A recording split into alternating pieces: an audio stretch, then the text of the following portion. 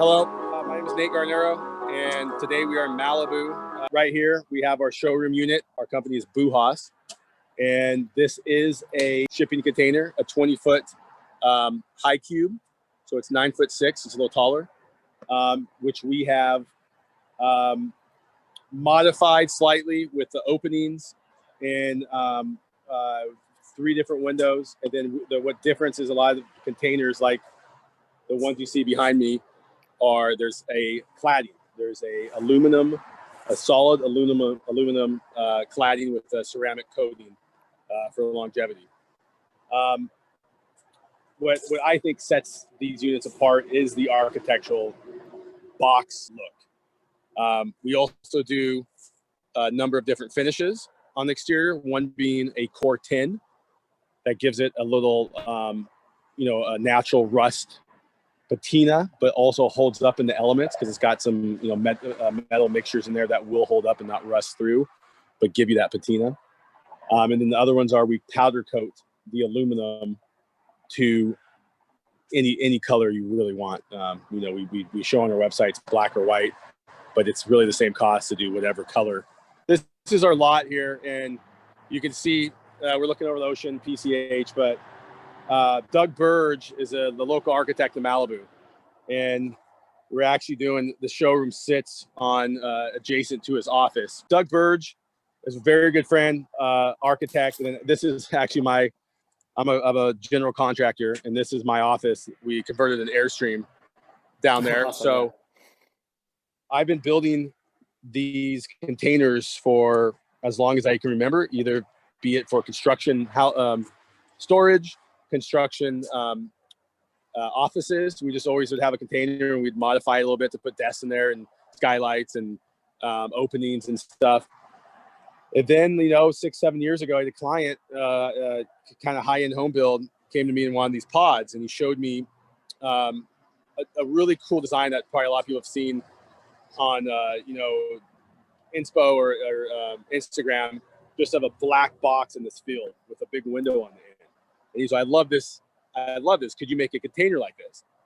And, the question came up, well, why a container? Why can't we just build stick frame or make a metal box? And well, he said, well, hey, these things are going to be, I might not like them in a couple of years. We might want to move them to another property. We might want to do a different landscape, and we can just move them. So I wanted it mobile. And so he knew I did all these container jobs. And so we came to the, kind of conclusion, let's do a high-end, real cool looking unit.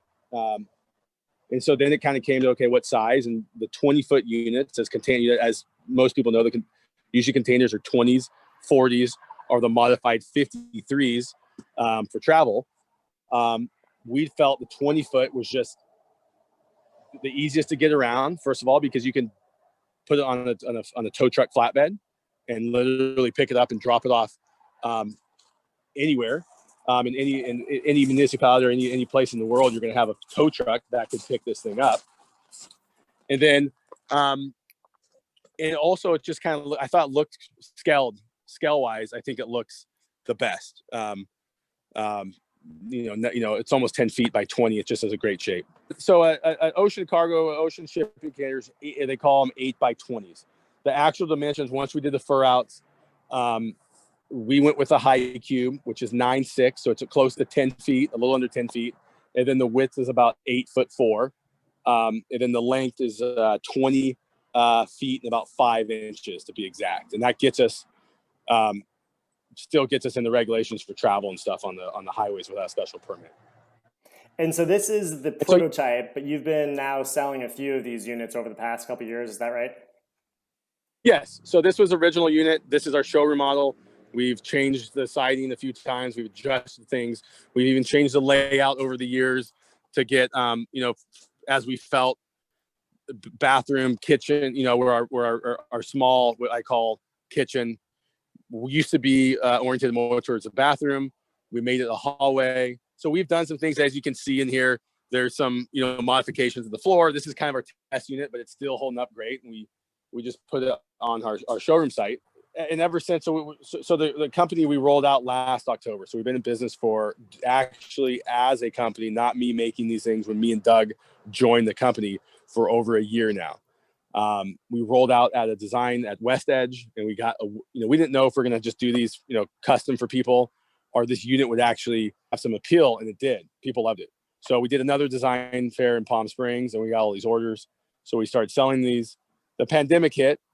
We have these orders that we're currently building, but a lot of people started asking us for different types of use. And a lot of people wanted offices. So we had all these, we kind of went back to the drawing boards, and a lot of people were coming to us, go, we love the unit, we love the square. We don't really need that big of a bathroom is a little too luxurious. But we love the square, the cladding. So we've actually made and have about 30 more orders for what we call COVID office, or the prototype number 2. And that's been our focus, and also trying to find more uses of this unit that might not be on the scale of luxury or of the high-end market, but what we can use with this shell and plug in the inside using the same windows, using the same exterior, using the same Title 24 envelope, but maybe adjusting some interiors slightly to get a better price point, but keep the appeal. And who is it manufactured by? You guys, between you as the general contractor and your partner, the architect, who's doing the manufacturing? Yeah, so what we did, I have a big warehouse, and we used to build these things up into a point where we said, hey, we're getting a lot more orders. We hired a partner in Ventura County that has a warehouse, has a state certification. He does mobile structures. That was all set up. And we partnered on with him to actually build these things. And what we were running into is it was just hard for us with the state certification and all these orders that come in to do it in-house. And so now we're building them in Ventura with a state certified modular home company, which just lets us get through, lets us expand. This guy can handle, 200 containers at a time, where we were only to build 1 or 2 at a time with the warehouse I had. Wow. And so now we can expand. He also has a large rental property behind his warehouse. Our inquiries keep going up. We can actually rent a whole nother warehouse. And the production can go as high as we need. We did the accordion doors, which I like because they're completely out of the way. Because remember, the whole point of this is when you're inside, it's only 8 feet. Yeah. So when it's only 8 feet, you tend to feel, if you walk into a storage container, you feel a little claustrophobic. Well, what these accordion doors do are 2 things. First, you have the active door, which you can use like a normal door. But if you want, if the weather's bad, the cold weather, you just use this as a normal door. You still get the light from a big slider. But if you want to really open this thing up, you can literally take the doors and they slide away all the way. So then you have, a 7-foot opening, which feels like bigger than most bedrooms. Outdoor. It's crazy. You feel like, and what we do a lot on the site, we push the clients to make a little outdoor area, a seating arrangement, something outside a garden, and it just feels like it's a lot bigger than it is. So that's why we did the accordion doors, as opposed to a slider where you're going to always slide it and you're always going to have half of it with fixed glass. So inside, right now we have it set up for the couch. There's a Murphy bed behind this. This is a research furniture. It'll fold down. What size? Real what size comfortable bed. It's a queen, so 60 by 82. Built-ins, all white rift oak, storage, shelving. Finishes are beautiful. Yes, it's all white rift oak plywood, so it's strong. It holds up well, and it also gives us the most room, because instead of doing like a drywall, where if it travels, you might have nail pops or like an MDO board, or like it just gives it this feel of like solid oak, right? And it is. It's a real veneered oak, but it still can can flex and handle weather because it's a plywood product. We did do the drapes are available, with our different finishes and a number of different colors or screen values. So on this, it's a storage. It's all push to open. Obviously, this is a kick. Oh, there it goes. It's a kick. So it's a closet. We threw in like a weekender bag. Everything's pushed to open. So it's very, when everything's closed, it looks really, integrated. HVAC unit. They come with, these units come with a heat pump, which is basically AC and heat that runs off a small condenser. And you have a vent in here and then one in the bathroom. The condenser usually will sit behind, a wall or something on the property within 30 yards. So pretty spacious room. When you're in here, it does not feel like 8 by 10. But again, when we have 3 or 4 people in here, or when we're showing this unit, you could have, even with the doors closed, you can have a number of people. There's a lot of other things we've been exploring of actually having the bed fold down sideways. They offer a bed that pulls down sideways and one that pulls out if you want more sleeping arrangements. We've also toyed with the idea for like, if this unit was more of a, if we want to get more beds in, you could do a bed that folds down this wall or a permanent bed. And we can also get rid of the bathroom if you don't want with the units that don't have the bathrooms. Speaking of the bathroom, this one in the luxurious, what we call the high, it has a 8 by 8 bathroom. So as you can see, it's a normal size bathroom. It's large, it's ADA. This unit's all Corian. So it's ceiling, walls, everything's Corian, seamless. And the seamless is there's no, the joints are glued and then sanded out. We chose it because I've done a few houses with Corian, and I always thought like Corian was like a countertop from the 90s when we started this 10 years ago. And it's a product that I push for every bathroom I do that wants a minimalist look, no seams. You can paint the other walls of the bathroom or of the house the same color. So it looks like you're walking into just a nice white room, but it's super durable. Again, like we have boots here all day and you can see it'll get a little scratched up. You can literally sand it with a high grit sandpaper and it goes right back to that flat matte sheen. It's just very durable. So that same material is on the ceilings, the walls, and the floors. Everything. And then in the bedroom, that was wood on the floors, right? I guess I couldn't see the angle. So it's, this is so transitions from wood to engineered wood, and it's kind of interesting. This unit is our show unit. So if you see on the floor here, you can see a little where the flooring's changed. Originally, we had the door to the bathroom here. This was a year and a half ago. Our original unit had the door to the bathroom here, and then this cove was where some of the kitchen style stuff was put in. That did not go over well with our first couple clients because if they're in the bedroom, they want some coffee. No one wants to walk into a bathroom. So we did a modified hallway. We moved the door from here back and made this our kitchenette, fridge, microwave, coffee maker, storage for glasses. Wow, very efficient. Yes, and it's in a hallway now. Obviously, we had to do storage here. Obviously, we had to do the piping and stuff for the HVAC. So it all just kind of fits in here. Corian, again, I'm in love with this product. It just looks all white. It looks seamless and it's durable and it flexes. So if this thing's ever going on the highway, bouncing around, it kind of flexes with the container where a lot of tile or harder porcelains and stuff might crack grout.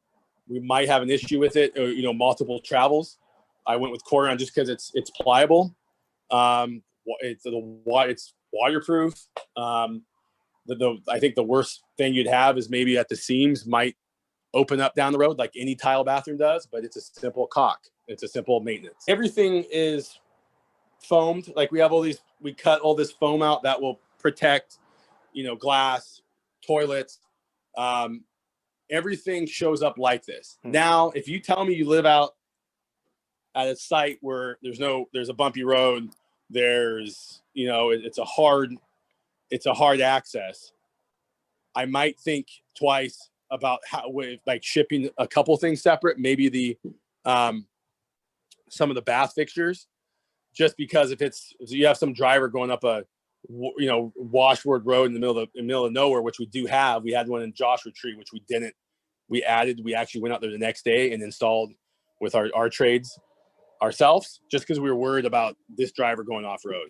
But if it's something that's on the highway, we foam everything, we shrink wrap everything, we seal the doors, and it travels just like this. It shows up, exactly like you see it. Maybe some pillows are, put away or in the cab of the truck, but everything's pretty much, you get it, you open it and plug it in.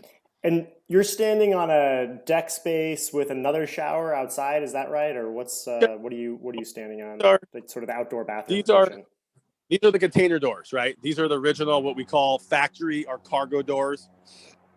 We stripped all the hardware off. Usually they have these big clasps that kind of lock it in for travel.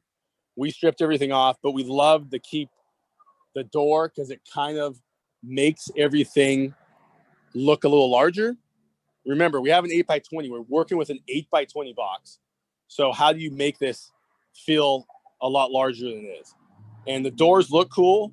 I doubt anybody's ever going to close them up because you do have another privacy wall high for the bathroom. Yes, you have a high efficiency glass slider right here, or accordion door. So these doors aren't needed, but we just like the look out of them and how it extends the line of the building line. And then so this deck, and it creates a space, right? It creates a little privacy, like you said.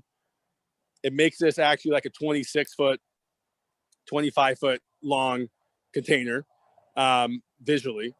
And then it also gives you what we like to say, this is what you can do out here. This is an area where we put a tropical hardwood deck and a shower, kind of showing this space and also how it draws kind of everything out, right? Yep.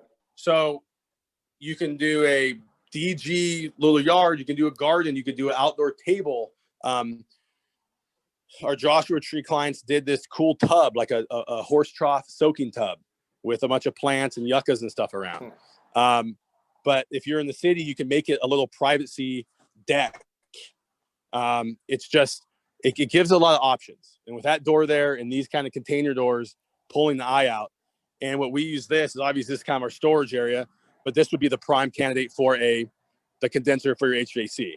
You'd hide it back here, around it, if you don't have much space. But I like it more than the shower. The shower is interesting because if for like the office unit, or if you don't do the shower inside, because we're on our office unit, we have two options. We keep the floor plan. It's more like a half bath or a powder bath, because we move this wall over to pick up a big desk area. Okay. But we kept on there's two units for the office. One is with a half bath and one is without, just a square rift oak box. And what that does, when the shower goes away, you have a lot more room. You have almost 16 feet of interior, and then you would do an outdoor shower. So you'd still get an outdoor shower with your half bath. How does the outdoor shower connect? Pop out. There's a little pop out here. And if I take this panel off, there's a tankless storage, hot water heater. There's all your connections, your waste, if you want that. So then there's two outlets for water supply that you could run the tub filler out here. It's basically just you're using the hot water heater from here, but you're just adding a couple supplemental lines from here to wherever you want it, whether a shower or a tub. Got it. So it's pretty simple to do a plug and play of really the expansion pack. When we're designing and building these things, it could be a number of different uses, right? I mean, some go off grid. So we have a lot of requests for an inverter, which is basically just coming off of our 60 amp panel. It comes off the panel, and someone could do solar. We walk around here a little bit, show you the roof. It hides our vent pipes. So like you can see, there's our exhaust for, there's our vent pipe, like a normal sewer line. So our water can drain. And there's a vent pipe for the water heater. And there's also a small vent pipe for the what we call the exhaust fan in the bathroom. If you want to do solar panels, you could do a solar backup battery, and you can do array of panels, and you could be off grid. You could do a propane or natural gas, depending on where you are. If you're off grid, you probably do propane for the water heater, and then you do for the heater. We try to make it where if this is going to Wyoming, or if it's going to a backyard in West LA, that we have to just do a few small modifications for the hookups, the orifices for the water heater, right, and the power requirement, what you're going to use. If you're going to use city power, it's easy. It's literally just you can bring your underground right into the bottom of there. If it's waste, the waste falls right out into a sewer or septic, and all your water lines, your water supplies, everything just goes right in that little gradient, which will give a local contractor or who's ever installing this thing or a homeowner, and it all comes in this one little area. And if someone's doing multiple, like you're stacking these, we have some hotel guys that are looking at doing a bunch of them in a row. It's easy for them. We give them a site plan. They run all the utilities first, come drop these things down, and literally plug them in. Are these built to stack, or containers are, obviously they're built to stack, right? Yeah, they're already like 7 stories on a ship, carrying 30,000 pounds on each one. So, and they all have the container clips that you can clip them together. We use those clips for seismic. If you're in Malibu or somewhere and you need to have these things go through municipality and permitted, they're going to require you to have it attached to a foundation, and they're going to look at your soils and stuff. If you're on a tarmac or you're doing this in a field or something, there's no permits. You can literally, like a trailer, you can have compacted base and proper drainage. So when you talk about stacking, this has this nice cladding. And so the one thing I wouldn't stack this unit, because first of all, if you stack it, we'd have to change the floor plan, right? We'd have to go, okay, well, how do you get up there? How do you access it? Do you do a deck? And you start getting a little more a custom setup. It could be done. We could easily just put some spacers, weld on some spacers, and make it stacked. But then it would be egress. How do you egress the thing? How do you enter it? Was there stairs? Is there, so it gets into a little bit more of the custom container build, which these things we try to keep in this footprint. You ship them, you drop them off, you plug them in. That night you're sleeping in them. The other ones are going to take some additional engineering. Since these units are they have studs between, so here's the wall profile, right? Mm-hmm. So on the inside you have the insulation, which is like a engineered insulation that fits in the corrugation. So it's actually had some shear. It glues right in, and we can channel out our electrical. Then we have our plywood that was able to screw into the channels that the insulation comes from. So you have your insulation buildup, and then in this space you have your natural your natural factory metal, which is somewhere in here. And then on the outside we actually just have metal tube, aluminum tube still, and this is fastened to that. So you have a space, a gap in here. Now everything on the container is waterproofed and repainted. So like on your head flash, you have head flashing. Everything from here in is waterproof, but this is just for looks and for a little bit of passive protection, right? So any energy like heat, sun that hits this and transfers heat is going to go in this gap and escape up the wall. There's a little it's not closed away. There's a gap between the two claddings. So all the heat in this area can get wet in there. The rain runs off right down the original container. So this the only purpose this serves is for looks and for that, the little passive, and the heat hits it, absorbs it, and it goes up the top. So if you have shine, if you have black, that metal is going to be, we do like a black container. I can see some pictures of the black ones we've done. I mean, it's so hot to the touch. But then on the, if one of these are removed and you reach back and touch the other side of the actual container, it's as cool as the weather's outside. So that actually does a pretty good job then regulating the temperature, even like in really hot conditions. So on these things, this is a normal 40-foot container, right? Yeah.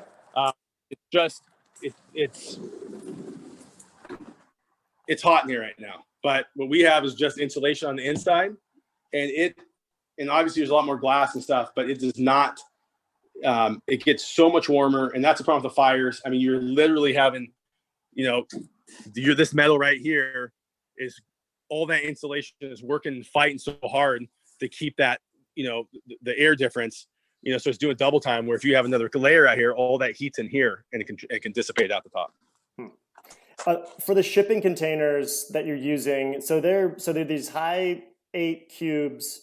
Are they like one-time use, or where do you find the shipping containers? Are they straight off the port in Long Beach, or how do you source them? When they travel over, they're brand new. They're called one trippers, and the one trippers basically get delivered to the port San Pedro here. We buy them as one trip units, so they're new with being shipped with goods one time over from Asia. So yes, they're technically reused, but we're also buying the newest, most high quality containers we can buy, right? There's these large brokers that deal with containers, right? When they get to the port, they buy them, they sell them. There's, a number of companies, 3 or 4 big companies that's all they do. And I buy my containers through those companies, and they actually cut, weld, and do the structure at their yard in the port. And what that does, it saves me a lot of time. They have my specs. They look for the best container, and they certify it when it shows up to our warehouse. It's all painted again. All the welds are solid, and it's all epoxy painted, which makes it, for us really easy. Then we build it out. It's a lot more cost effective than if we try to cut it, because they have the bigger machines, and it's a lot more cost effective. And we run a lot of our, there is a gap at the top where we're able to put our can lights in, and we can run some of the power, so we're not cutting into the walls as much. So we try to run everything over the top and down for electrical, for lights, and for also there's a vent line that goes through there. So everything's pretty much fit in this container and just built out of it. Got it. What, as far as maintenance and warranty? We have, we have a 1 year and a 10-year. It's like a house, right? Yeah. Most of the stuff's rated for the 1 year. Obviously any latent defects or anything. So it's a 1 year. And then if we do like a house where there's up to 10 year, if there's a major issue that you can say, hey, this wasn't flashed right, or this window wasn't put in right, we'll have to go back and fix it. So it's very much like a house warranty. What would you say is the most innovative part of this design? I don't know if it's innovative, but I think the coolest thing about it is just making it look more like a box. The cladding. And everybody thinks of containers, and they think of containers. And I think this is simple, right? It's just putting some studs on the outside and cladding in a way where it looks just like a crisp box. And I think the other is how we fit everything into it and how we made it a little bit more. I mean, this is what kind of sets us away from most people. It's just the high-end finishes, right? And keeping that box look, not chopping it up, not chopping floor levels up, keeping it a very true box on inside and out. It being so open, it's the placement of the windows. Right now it's a very comfortable. I come out and hang out here all the time. I'm making calls and stuff. It's just very comfortable. And I've been in a lot of tiny houses, and it seems like most tiny houses are these little rooms and trying to fit everything in, which I get it. If you're having a house, you have to do that, right? This just makes it a little bit more open. It's more comfortable. So it's built to the building code, and it can be certified in any state. So the engineering here, Title 24, all of our codes, other states will, in the certifications, like when you buy an RV, right? Most RVs, Iowa, they have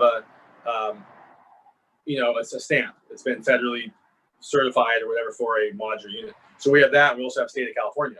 So state of California basically goes, we have the seismic load. We're building to the highest wind loads, so it can be shipped. And then the other thing is snow load, right? If it's shipped to a place that gets an incredible amount of snow, we have our engineer look at that snowpack and see if we need to make any more, rafters or roof supports to handle that weight so our aluminum panels don't bend. But other than that, it's our seismic codes, our wind loads. You can ship to Miami, you can ship to New York. Our insulation, we have, an R18 in the walls. The roof and ceiling have an R30. So that's going to keep up with most climates. If you need more insulation in the walls, like you're coming from North Dakota and you need like a R30 or R40 or something, we can add on insulation panels. It's just going to decrease the space. So it can ship anywhere. There's some small modifications, but pretty much how we're building it here can go anywhere. And the local municipalities or the local government's going to go, yes, this is way beyond their building standards. So you've spoken to a lot of customers, gone to these design fairs. What's misunderstood aspect of this? That it's a container. I think everybody goes, there's no way this is a container, right? Because you call it home, call it a container, and they're like, where's the container? Yeah. That's probably I think from the outside, people are like, what is it, right? And when they walk in, they walk through and they get it right away. It's like, oh, this is a high-end room. This is a dwelling that's not an ADU. It's more of a apartment style New York loft. Can't really call it a tiny home because people are going, where's the kitchen? Where's where's all these things, right? And so I think the misconceptions, one is the container, and then the two is like how do you use it? We made it for like a hotel suite on your backyard.